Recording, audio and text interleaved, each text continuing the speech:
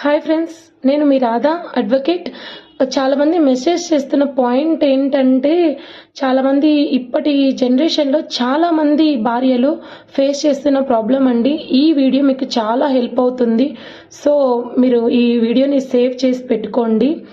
భార్యని భర్త కానీ లేదంటే అత్త మామ కానీ వాళ్ళ ఇంట్లో, అది రెంటల్ హౌస్ కావచ్చు లేదంటే ఓన్ హౌస్ కావచ్చు, అది వాళ్ళ పేరు మీద రిజిస్ట్రేషన్ అయి ఉండొచ్చు. అయినా కూడా భార్యని ఇంట్లో నుండి వెళ్ళగొట్టే రైట్ అయితే ఎవ్వరికీ లేదండి. అది భర్త, అత్తమామ, ఆడపడుచు అంటే ఇంట్లో ఉమ్మడి కుటుంబంలో ఎవరైతే ఉంటారో వాళ్ళ ఎవ్వరికి రైట్ అయితే లేదండి.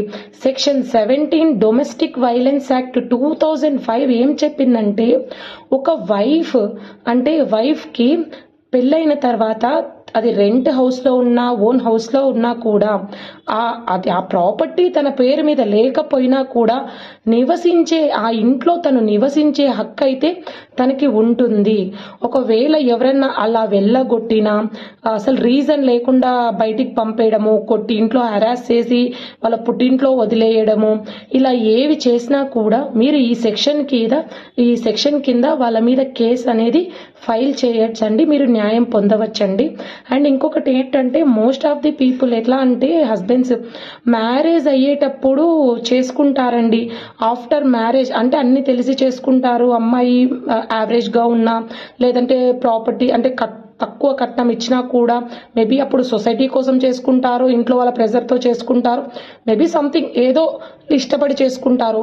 సో ఈ విధంగా పెళ్ళి అనేది చేసుకుంటారండి. ఆఫ్టర్ మ్యారేజ్ ఏమవుతుందంటే, ఒక 2 పిల్లలు పుట్టాకనో 3 పిల్లలు పుట్టిన తర్వాతనో ఈ అమ్మాయి బాగలేదు, లావ్ అయిపోయింది, నువ్వు నల్లగున్నావు, ఇంకొకటి ఏంటంటే నీ స్కిన్ పాడైపోయింది, నువ్వు ముసలిదాన్లా కనిపిస్తున్నావు, లేదంటే నువ్వు తక్కువ కట్నం ఇచ్చావు అంటే వాళ్ళ పేరెంట్స్ కావచ్చు లేదంటే హస్బెండే కావచ్చు, లేదంటే వాళ్ళ ఆడపడుచు నాకు అంటే అమ్మాయి మ్యారేజ్ అవ్వకోకుంటే నాకు నువ్వు ఆడపడుచు కట్నం ఇవ్వలేదు.